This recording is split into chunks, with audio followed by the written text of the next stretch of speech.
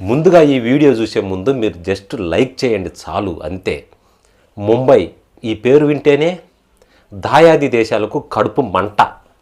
ఎందుకంటే 26/11 అది ఒక కాలరాత్రి జ్ఞాపకాల మిగిలిపోయిన రోజు మన ఇండియన్స్కి. అయితే మళ్ళీ అదే ముంబైపై పాకిస్తాన్ కుట్రలు పన్నుతుందనే వార్తలు ఇంటెలిజెన్స్ వర్గాల నుంచి ఉలిక్కి పడేలా చేస్తున్నాయి. మరి ఇది నిజమేనా? పాక్ దగ్గర ఎలాంటి ప్లాన్లు ఉన్నాయి? అలాగే ఈసారి పాకిస్తాన్కు బుద్ధి చెప్పడానికి మన ఇండియన్ ఆర్మీ సిద్ధం చేసిన ప్రాజెక్ట్ ఏంటి? ఈరోజు మన స్పెషల్ అనాలిసిస్లో పూర్తి వివరాలు చూద్దాం. అంతవరకు మీరు లైక్ చేయండి చాలు. ఆర్థికంగా చితికిపోయిన పాకిస్తాన్ తన ప్రజల తిరుగుబాటు నుంచి తప్పించుకోవడానికి, అదేవిధంగా కాశ్మీర్ అంశాన్ని పక్కదారి పట్టించడానికి మరి ఈ కుట్రకు తెగబడుతుంది. మరి మన ఇంటెలిజెన్స్ రిపోర్టుల ప్రకారం వెల్లడైంది.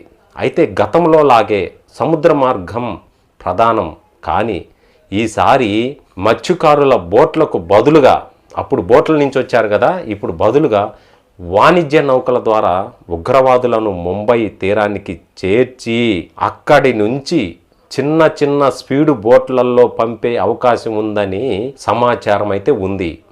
అయితే ఈసారి పాకిస్తాన్ కొత్త ప్లాన్, ఉగ్రవాదులు దిగే ముందు ముంబైలోని కొన్ని కీలక గ్రిడ్ లైన్లపై సైబర్ దాడి చేయడం, పవర్ ఆఫ్ చేసి కన్ఫ్యూజన్ క్రియేట్ చేయడం, అదేవిధంగా ఆ పేలుడు పదార్థాలు మోసుకెళ్లటానికి చైనా తయారు చేసిన అత్యాధునిక డ్రోన్లను వినియోగించడం, దేశంలోనే నక్కి ఉన్న పాత ఉగ్రవాద నెట్వర్క్లను వీరు మళ్ళీ యాక్టివ్ చేస్తారంట.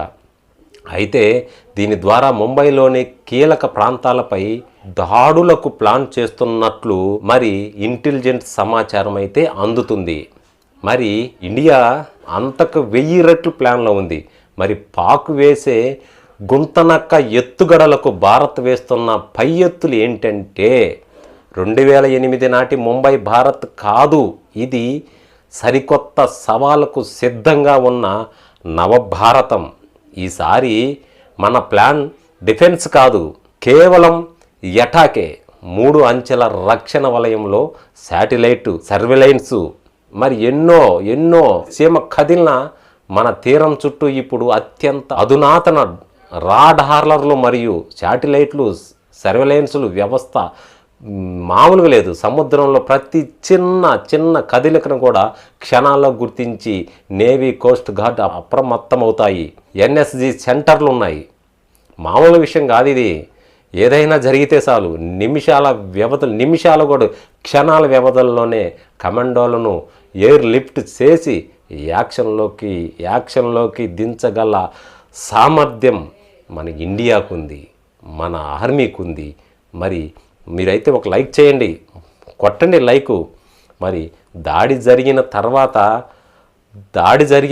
తర్వాత స్పందించటం కాదు, ముప్పు ఉందని తెలిస్తే సరిహద్దు దాటి వెళ్ళి కరాచీ లేదా లోహార్లోని ఉగ్రవాద స్థావరాలను మట్టుబట్టే ధైర్యం ఇప్పుడు భారత్ దగ్గర పరికరాలు, అంత సామర్థ్యం ఉంది. ఇది కేవలం మాటలు కాదు మిత్రమా, గత అనుభవాలే దీనికి ఒక సాక్ష్యం.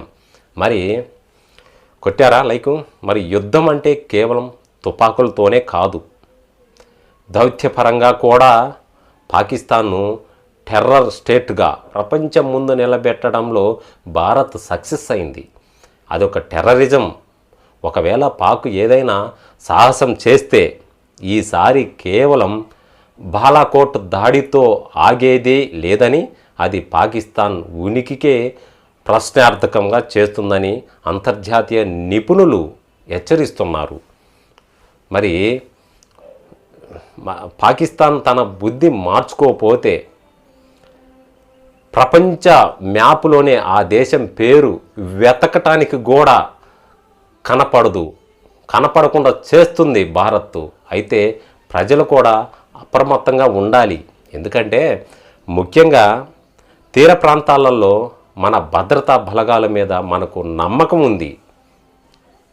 ఎందుకంటే ముంబై సురక్షితం, భారత్ సురక్షితం, భారత్లోని ప్రజలు సురక్షితం. మరి గుర్తుంచుకోండి మిత్రమా, ఇది మీరు ఒక లైక్ చేయండి.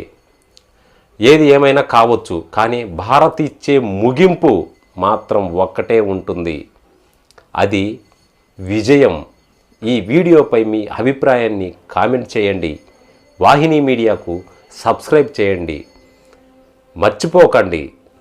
మరి మరో మంచి వీడియోతో మళ్ళీ మీ ముందుకు వస్తాను. అంతవరకు జై హింద్.